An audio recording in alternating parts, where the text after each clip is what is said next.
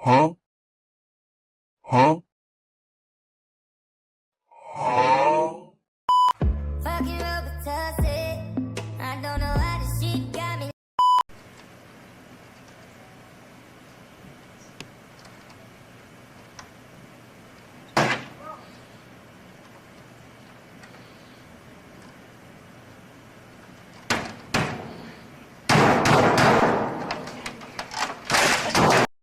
So I know you care.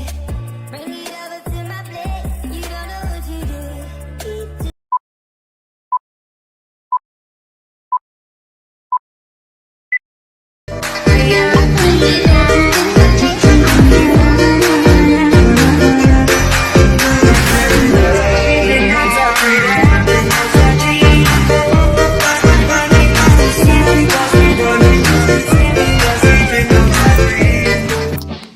Assalamualaikum warahmatullahi wabarakatuh. Yang terhormat kepada Ibu Adisya Maya Andara SPDMM selaku dosen mata kuliah Audit Sumber Daya Manusia. Perkenalkan, nama saya Siti Nurul Aini dengan NIM 210882 dari kelas RA5 Prodi Manajemen Fakultas Ekonomi Bisnis. Baik, di sini saya akan meresu materi semester 6 dari sebelum UTS sampai dengan sebelum UAS. Langsung saja materi yang pertama yang berjudul tentang konsep dasar manajemen SDM. Manajemen adalah proses merencanakan pengorganisasian, mengarahkan dan mengendalikan sumber daya organisasi untuk mencapai tujuan yang telah ditetapkan.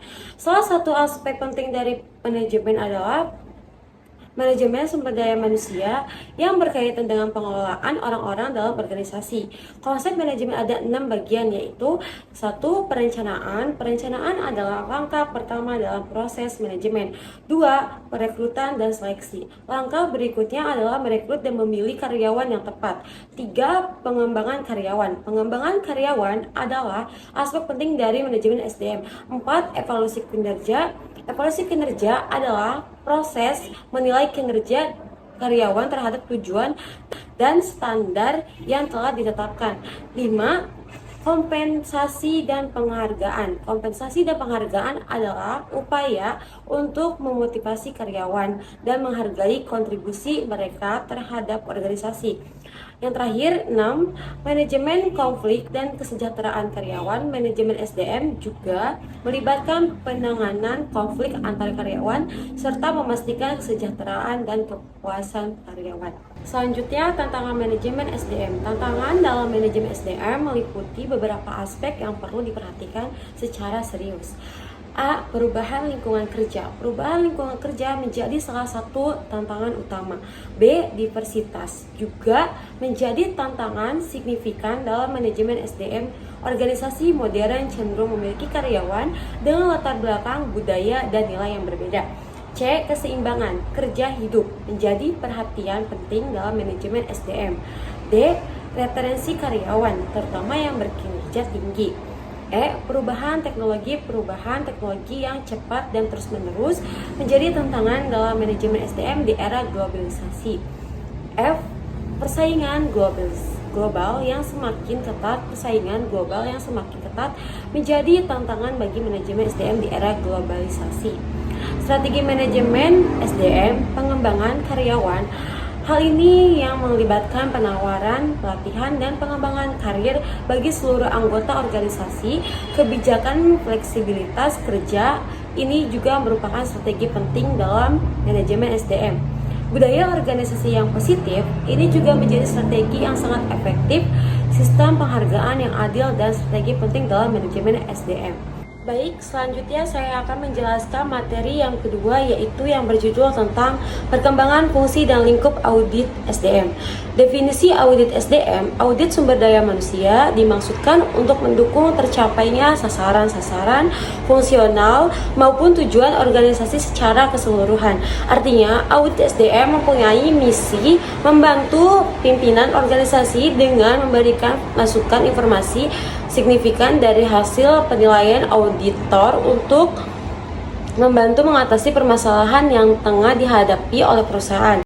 Dari beberapa pendapat tersebut, maka dapat ditarik satu kesimpulan bahwa audit SDM adalah seluruh upaya penelitian guna memeriksa kualitas secara menyeluruh dari aktivitas yang dilakukan oleh sumber daya manusia pada suatu divisi atau perusahaan untuk mendukung tercapainya tujuan perusahaan. Pengembangan fungsi audit SDM. Pengembangan fungsi audit SDM sumber daya manusia adalah suatu proses penting dalam manajemen sumber daya manusia yang bertujuan untuk mengevaluasi efektivitas dan efisiensi dari kebijakan, prosedur, dan praktik manajemen SDM. Dalam sebuah organisasi, fungsi audit SDM ini dapat dilakukan untuk berbagai tujuan, termasuk meningkatkan kinerja organisasi, memastikan keputusan terhadap peraturan dan kebijakan, serta mengidentifikasi area-area yang memerlukan perbaikan. Fungsi audit SDM, polisi audit atau manajemen audit atau penilaian yang dilaksanakan secara sistematis dan independen, berorientasi ke masa depan terhadap keputusan dan kebijakan yang dilakukan oleh manajemen yang bertujuan untuk meningkatkan kualitas sumber daya manusia melalui perbaikan pelaksanaan fungsi manajemen, pencapaian rencana yang sudah ditetapkan secara pencapaian sosial objektif. Performance atau operasional audit merupakan suatu kegiatan penilaian yang sistematis yang dilaksanakan secara objektif dan independen, berorientasi atas masa depan untuk semua kegiatan yang ada dalam suatu perubahan yang utamanya dalam bidang sumber daya manusia. Financial audit yang mempunyai orientasi pengujian atau penilaian secara independen dan objektif atas tingkat kewajaran dan kecermatan secara data keuangan untuk memberikan perlindungan keamanan aset perusahaan dengan melakukan evaluasi kelayakan internal kontrol yang ditetapkan. Lingkungan audit SDM, audit fungsi sumber daya manusia bertujuan untuk mengukur efektivitas dan fungsi sumber daya manusia yang berada pada organisasi. Audit kepatuhan merupakan audit yang mengkaji kepatuhan perusahaan terhadap hukum, kebijakan maupun prosedur yang terkait dengan fungsi sumber daya manusia. Audit iklim sumber daya manusia merupakan audit yang sangat mempengaruhi kondisi karyawan mulai dari motivasi, semangat, hingga kepuasan kerja. Audit strategi perusahaan merupakan audit strategi perusahaan yang sangat penting. Hal ini dikarenakan strategi perusahaan menentukan keunggulannya dalam bersaing di pasar. Selanjutnya, saya akan menjelaskan materi yang ketiga, yaitu yang berjudul tentang konsep audit sumber daya manusia. Konsep audit sumber daya manusia adalah suatu proses evaluasi menyeluruh terhadap fungsi dan kegiatan yang terkait dengan sumber daya manusia dalam suatu organisasi. Audit sumber daya manusia bertujuan untuk mengidentifikasi kelemahan dan kekuatan dalam manajemen sumber daya manusia, serta memberikan rekomendasi untuk perbaikan. Sumber daya manusia melibatkan pengumpulan dan analisis data terkait dengan kegiatan sumber daya manusia seperti rekrutmen dan seleksi, pelatihan dan pengembangan, evaluasi kinerja, kompensasi manfaat, dan serta manajemen kinerja. Audit ini juga melibatkan kepatuhan terhadap peraturan ketenagakerjaan dan kebijakan internal perusahaan. Dengan melakukan audit sumber daya manusia, perusahaan dapat mengidentifikasi masalah yang mungkin ada dalam manajemen sumber daya manusia, seperti kekurangan keterampilan karyawan, kebijakan yang tidak efektif, atau pelanggaran peraturan ketenagakerjaan. Hasil audit dan program yang lebih efektif dalam manajemen sumber daya manusia, meningkatkan kinerja organisasi dan meningkatkan kepuasan karyawan. Jenis audit. Beberapa jenis audit di bawah ini. Audit sendiri dapat dibagi dalam 3 jenis, yaitu financial audit atau audit laporan keuangan, compliance audit, operational audit. Tujuan dan manfaat audit sebagai alat dalam pengendalian manajemen. Audit tidak terlepas dari tujuan pengendalian manajemen itu sendiri, yaitu memastikan A. Tingkat keekonomian, efisiensi, dan efektivitas pencapaian tujuan organisasi. B. Kepatuhan terhadap sebagai peraturan perundangan yang berlaku dan kebijakan manajemen. C. Masalah yang ada dapat diidentifikasi dan juga penyebabnya. D. Pengamanan aset dan informasi. E. Peluang peningkatan terdapat dan laba atau penurunan biaya dalam organisasi dapat diidentifikasi. F. Pencegahan dan deteksi kesalahan dan penipuan. G. Kualitas pencatatan, akuntansi, dan penyusunan informasi keuangan dan manajemen yang dapat diandalkan secara berkala. H. Sebagai pilihan tindakan yang tersedia bagi manajemen dapat diidentifikasi. Setiap audit pasti memiliki tujuan yang berbeda-beda tergantung dari jenis audit yang dilakukan. Namun demikian, secara umum audit memiliki tujuan untuk mendapat informasi yang dapat digunakan sebagai rekomendasi pengambilan keputusan dalam pencapaian tujuan organisasi. Terkait dengan tujuan audit, the Committee of Sponsoring Organizations of the Drawing Commission membagi tujuan audit menjadi tujuan strategi dan tujuan operasional. 1. Manfaat bagi manajemen. A. Mendapat gambaran mengenai apa yang terjadi di dalam organisasinya, termasuk permasalahan yang terjadi. B. Mengambil keputusan atau tindakan perbaikan yang diperlukan untuk meningkatkan efektivitas dan efisiensi organisasi. Langkah perbaikan ini bisa sangat beragam dan luas, sebagai mengubah tata letak dan proses produksi, menyusun ulang struktur organisasi, melakukan mutasi personil, dan sebagainya. 2. Manfaat bagi stakeholder. Hasil audit juga dapat dimanfaatkan oleh stakeholder sesuai dengan kepentingannya masing-masing, antara lain A. Bagi investor atau pemilik modal untuk menilai kinerja manajemen dalam menjalankan organisasi terkait dengan pencapaian sasaran organisasi, khususnya terkait dengan antara lain A. Bagi investor atau pemilik modal untuk menilai kinerja manajemen dalam menjalankan organisasi terkait dengan pencapaian sasaran organisasi, khususnya terkait dengan investasi yang sudah dikeluarkan. B. Bagi kreditur untuk menentukan kelayakan pemberian kredit atau pinjaman modal kerja.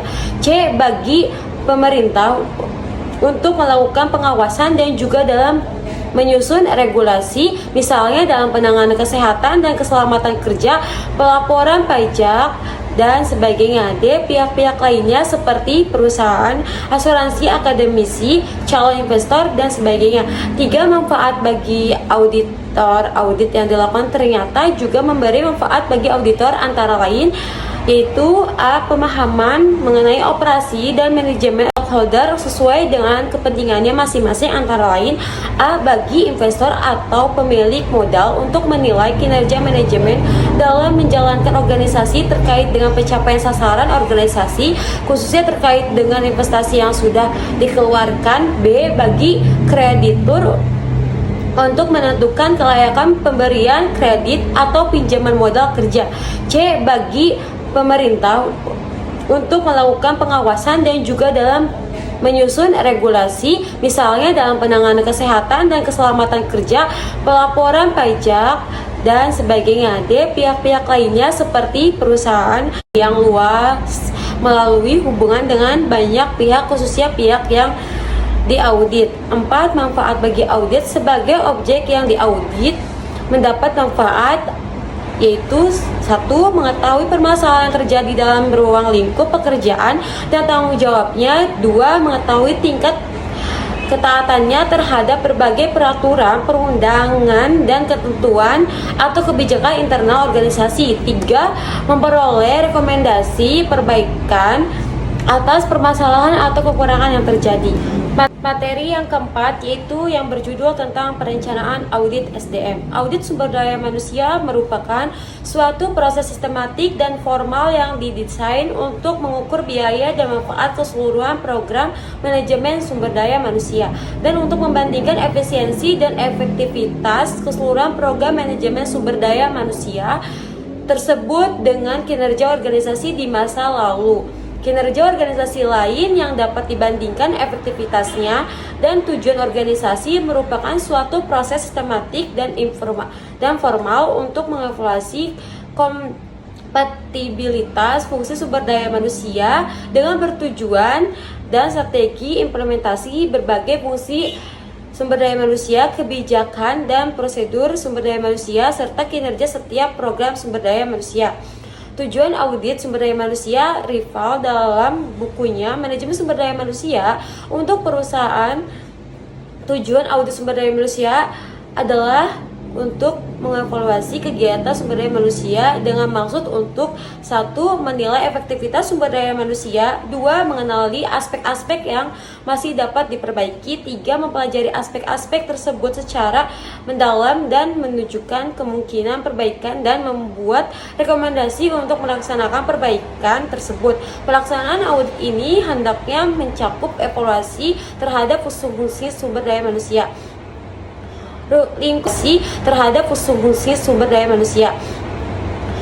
Lingkup audit sumber daya manusia. Lingkup audit adalah pembatasan objek-objek perhatian yang direncanakan akan diaudit dalam siklus audit. Seorang auditor perlu membatasi lingkup audit karena audit SDM sangat luas, bisa mencakup seluruh dimensi manajemen sumber daya manusia. Bila auditor tidak membatasi perhatiannya, maka akan membuat proses audit sumber daya manusia menjadi tidak fokus, dan kemungkinan observasi yang dilakukan auditor menjadi dangkal atau tidak tuntas, dan hasilnya pun menjadi tidak berbobot. Lingkup audit ditentukan berdasarkan prinsip prioritas. Suatu objek dipilih misalnya karena tengah menjadi isu sentral, atau karena adanya permintaan khusus dari manajemen karena alasan tertentu, atau karena telah ditentukan sebelumnya dalam program audit. Semakin banyak waktu dialokasikan program audit, semakin leluasa auditor memasukkan lingkup audit sumber daya manusia dalam suatu siklus. Objek audit sumber daya manusia. Sebelum audit dijalankan, auditor harus sudah menentukan objek apa yang akan dijadikan target audit. Penekanan ini diperlukan selain untuk efisiensi waktu dan tenaga, juga agar hasilnya dapat sesuai dengan permasalahan yang tengah dihadapi oleh organisasi. Alokasi waktu auditor tidak banyak saat melakukan audit, sehingga auditor harus memanfaatkannya waktunya sebaik mungkin untuk menyelesaikan tugasnya, agar juga tidak menimbulkan biaya yang tinggi, interaksi yang berkepanjangan tanpa arah, serta menghasilkan informasi yang tidak signifikan. Persiapan diri. Karena audit SDM sifatnya kompleks dan proses pemeriksaan mendalam, maka audit SDM memerlukan pengetahuan dan wawasan manajemen SDM secara komprehensif, di samping kejelian dan kecermatan dan menilai objek-objek audit yang dinilai signifikan relevan dengan lingkup audit yang tengah disoroti. Metode audit, suatu pendekatan yang dipilih auditor untuk mendapatkan data dan informasi yang signifikan, relevan, dan faktual. Metode audit terbagi menjadi 4 diantaranya: 1. Forward reaching, 2. Backward reaching, 3. Horizontal audit, 4. Vertical audit. Laporan audit. Audit sumber daya manusia menghasilkan sebuah laporan yang disusun oleh auditor setelah pelaksanaan audit. Beberapa yang perlu diperhatikan auditor dalam menyusun sebuah laporan audit menurut Susilo adalah: 1. Esensi laporan hasil audit yang baik haruslah mengandung informasi lengkap atau cukup dan bersifat faktual, signifikan, dan relevan. 2. Sistematika. Bentuk laporan audit dikatakan sistematika apabila terutama penyajian disusun berdasarkan suatu pola yang dibangun secara logis. 3. Bentuk laporan audit. Laporan audit sumber berdasarkan suatu pola yang dibangun secara logis. 3. Bentuk laporan audit. Laporan audit sumber daya manusia menggunakan model literasi bebas. 4. Bahasa laporan audit sumber daya manusia. Laporan audit sumber daya manusia hendaknya dibuat secara padat, ringkas, dan jelas sehingga mudah dimengerti oleh pembacanya. Menurut Hamilton 2008, laporan audit manajemen sumber daya manusia meliputi 4 bagian, yaitu 1. Tujuan dan ruang lingkup audit, 2. Ringkasan dan kesimpulan, 3. Temuan-temuan audit, 4. Rekomendasi atau saran. Demikian tugas-tugas dan tanggung jawab Departemen Sumber Daya Manusia. 5. Merangsang keseragaman berbagai kebijakan dan praktik sumber daya manusia. 6. Menemukan masalah-masalah sumber daya manusia yang kritis. 7. Memastikan ketaatan yang tepat waktu terhadap ketentuan-ketentuan ilegal dan mengurangi biaya-biaya sumber daya manusia. 8. Mengurangi biaya-biaya sumber daya manusia melalui prosedur personalia yang efektif. 9. Meningkatkan penerimaan terhadap perubahan-perubahan yang dibutuhkan di dalam Departemen Sumber Daya Manusia. 10. Mewajibkan suatu telah yang cermat atas sistem informasi Departemen. Feedback audit. 1. Mengidentifikasi kontribusi Departemen Sumber Daya Manusia terhadap perusahaan. 2. Meningkatkan citra profesional Departemen Sumber Daya Manusia. 3. Mendorong tanggung jawab dan profesionalisme yang lebih besar di antara karyawan Departemen Sumber Daya Manusia. 4. Memperjelas tugas dan tanggung jawab Departemen Sumber Daya Manusia. 5. Menstimulasi keragaman kebijakan dan praktik-praktik sumber daya manusia. 6. Menemukan masalah sumber daya manusia yang telah kritis. 7. Menyelesaikan keluhan-keluhan dengan peraturan yang berlaku. 8. Mengurangi biaya sumber daya manusia melalui prosedur yang efektif. 9. Meningkatkan kesediaan untuk mau menerima perubahan yang diperlukan dalam Departemen Sumber Daya Manusia. 10. Memberikan informasi yang cermat atas sistem informasi Departemen Sumber Daya Manusia. Kesimpulannya, dalam makalah ini kami telah mengulas konsep audit sumber daya manusia dengan mempertimbangkan berbagai aspek termasuk jenis-jenisnya, tujuan dan manfaat yang terkait. Audit sumber daya manusia adalah sebuah proses yang sangat penting dalam sumber daya manusia yang bertujuan untuk mengevaluasi dan meningkatkan efektivitas sistem serta proses SDM dalam suatu organisasi. Jenis-jenis SDM mulai dari audit kepatuhan hingga audit kinerja. Baik, itu saja yang saya sampaikan. Kurang lebihnya mohon maaf. Assalamualaikum warahmatullahi wabarakatuh.